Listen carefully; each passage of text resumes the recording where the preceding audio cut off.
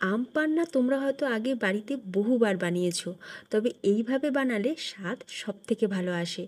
রেসিপিটা দেখে বলো তো তোমরা আগে কখনো এইভাবে আম পান্না বানিয়েছো কি? আজ সামার স্পেশাল ড্রিঙ্কসের রেসিপিতে 2 রকম আম পান্না রেসিপি আমি তোমাদের সামনে বানিয়ে দেখাবো আর শেখাবো। আর সাথে এই আম পান্না কতদিন আর কিভাবে তোমরা স্টোর করে রাখবে সেই সব কিছুই থাকবে আজকের ভিডিও।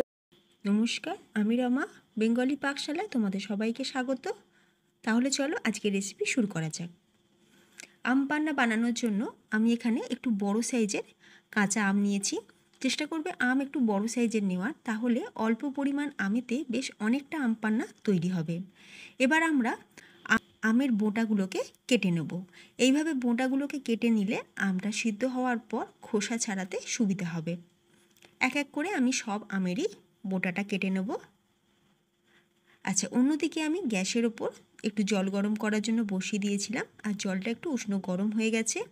এবার আমরা আমগুলোকে দিয়ে দিচ্ছি। এবার মিডিয়াম টু হাই ফ্লেমে আমটাকে 20 থেকে 25 মিনিট আমি সিদ্ধ করে নেব। তোমরা চাইলে প্রেসার কুকারে দিয়েও আমকে সিদ্ধ করে নিতে পারো।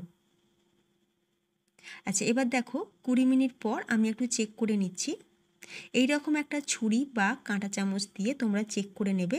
আমের গায়েতে এইভাবে একটু ছুরি ঢুকিয়ে দেখবে, যদি দেখো যে আমটা উঠে আসছে তাহলে জানবে আমটা এখনও সিদ্ধ হয়নি।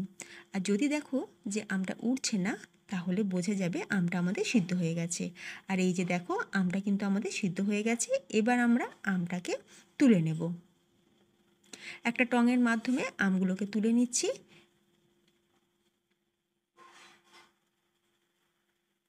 এবার আমটা যতক্ষণ ঠান্ডা হচ্ছে, অন্যদিকে আমি একটা মশলা রেডি করে নেব। চলো দেখে নাও। মশলা বানানোর জন্য এখানে আমি নিয়ে নিচ্ছি 1 চা চামচ গোটা জিরে, 1 চা চামচ মৌরি, কয়েকটা গোলমরিচের দানা, আর সাথে 3টে গোটা শুকনো লঙ্কা, একটু ঝালঝাল হওয়ার জন্য। মশলাগুলোকে একটু ড্রাই রোস্ট করে নিয়ে তারপরে আমি মশলাগুলোকে ক্রাশ করে নেব। এটা কিন্তু পুরোপুরি গুঁড়ো করবে না একদম।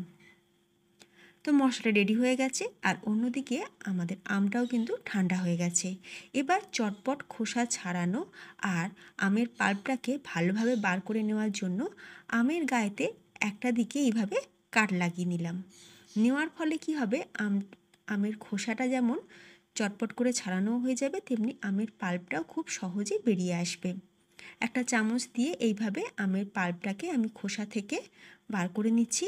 একে একে প্রত্যেকটা আমকে আমরা ঠিক এইভাবেই করে, তবে তোমাদের সুবিধা মতন তোমরা আমের পাল্পটা বার করে নেবে। আমার কাছে এটাই সুবিধা। আচ্ছা, একে একে আমি সব আমগুলো থেকে আমের পাল্পটাকে বার করে নেব। আচ্ছা, এই যে দেখো আমের পাল্প কিন্তু রেডি হয়ে গেছে। এবার আমরা আমের পাল্পটাকে নিয়ে নেবো একটা মিক্সির জারের মধ্যে। তোমরা চাইলে ছেঁকেও নিতে পারো, তবে মিক্সিতে দিয়ে একটু ঘুরিয়ে নিলে কি হবে, আমের মধ্যে যে আঁশগুলো থাকে সেগুলো দেখবে প্রপারলি খুব ভালোভাবে পেস্ট হয়ে যাবে আমের সাথে। এরই সাথে আমি দিয়ে দিচ্ছি 1 টুকরো আদা, একটা কাঁচা লঙ্কা, সাথে দিয়ে দেবো 1 চা চামচ বিট লবণ, 1 চা চামচ আমচুর পাউডার, আর 1 চা চামচ চাট মশলা। এবার ঠান্ডা জল দিয়ে আমটার সুন্দর করে পেস্ট করে নেব। আমটার পেস্ট হয়ে গেছে। অন্যদিকে আমি চিনির শিরা তৈরি করছি। এখানে আমি নিয়ে নিয়েছি 1.5 কাপ পরিমাণে চিনি, মানে ওজন হিসাবে ধরলে এখানে আমি 300 গ্রাম চিনি নিয়েছি। তবে চিনির পরিমাণটা ডিপেন্ড করবে আমটা কতটা টক আছে তার ওপর। আমি এখানে 1.5 কাপ পরিমাণে চিনি নিয়েছি, আর চিনির মধ্যে একটা পিঁপড়ে ছিল তো সেটাকে রেস্কিউ করে নিয়েছি। আচ্ছা, এবার অল্প পরিমাণে জল দিয়ে চিনির শিরাটাকে তৈরি করে নেব। চিনির শিরাটা পরিষ্কার রাখার জন্য আমি একটু লেবুর রস দিয়ে দিলাম। তাতে কি হবে, চিনির মধ্যে যে ময়লাটা সেটা ভেসে উঠবে, আর সেটাকে আমরা ফেলে দিতে পারবো। এবার হাই ফ্লেমে চিনির শিরাকে আমি 2 মিনিট ফুটিয়ে নিয়েছি। আচ্ছা, এবার যে আমটা আমরা পেস্ট বানিয়ে রেখেছিলাম সেই আমটাকে আমরা এরকম একটা ছাঁকনির মধ্যে ঢেলে দিলাম, দিয়ে আর দেখতেই পাচ্ছ কত সুন্দর পেস্ট হয়েছে। তো এবার খুব ভালো করে একটু মিশিয়ে নেবো চিনির শিরার সাথে। যেহেতু আমরা এই আম পান্না অনেক দিন রাখবো, তাই আমরা ঠিক এইভাবে একটু নেড়ে নেব। আর যদি তোমরা ফ্রিজ ছাড়া রাখো তাহলে এই আম পান্না 1 সপ্তাহ খুব ভালোভাবে থাকবে, আর যদি ফ্রিজের মধ্যে রাখো তাহলে 1 থেকে 2 মাস খুব ভালোভাবে থাকবে।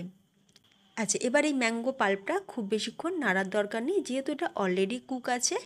আর হাই ফ্লেমে দিয়ে কখনোই নাড়বে না, যেহেতু আম পান্নাটা ঘন তাই ছিটকে আসতে পারে। লো টু মিডিয়াম ফ্লেমে আম পান্নাটাকে একটু কুক করে নেব। আর সাথে যে মশলাটা আমরা রেডি করে রেখেছিলাম সেই মশলাটাকেও অ্যাড করে দিলাম। আম পান্না তো আমাদের রেডি, এবার সার্ভিংয়ে পালা।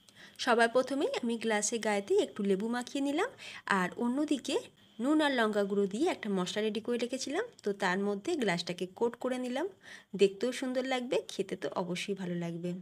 আচ্ছা, এবার আমরা এর মধ্যে কিছুটা আইস কিউব ঢেলে দিচ্ছি, সাথে দিয়ে দেবো ম্যাঙ্গো পান্না। তো তোমরা দেখতেই পেলে কত সহজে চটজলদি এই রকম গরমের সিজনে সামার ড্রিঙ্কস তোমরা বাড়িতে ইজিলি বানিয়ে রাখতে পারো।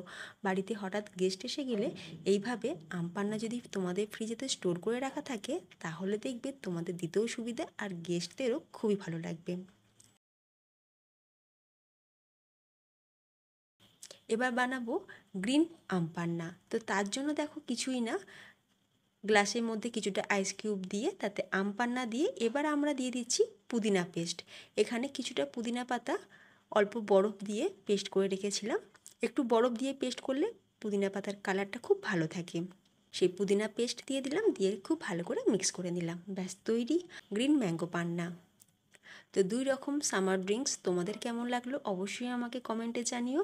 আজকে দুই রকম সামার ড্রিঙ্কসের রেসিপি তোমাদের ভালো লাগলে ভিডিওতে লাইক দিও, শেয়ার করো, তার সাথে চ্যানেলটি সাবস্ক্রাইব করে পাশে থাকা বেল আইকন অবশ্যই প্রেস করে রাখবে আমার নতুন ভিডিও আপলোডের নোটিফিকেশান সবার আগে পাওয়ার জন্য। তো ফ্রেন্ডস, ভিডিওটা আমি এখানেই শেষ করছি। তোমরা সকলে ভালো থেকো। ধন্যবাদ।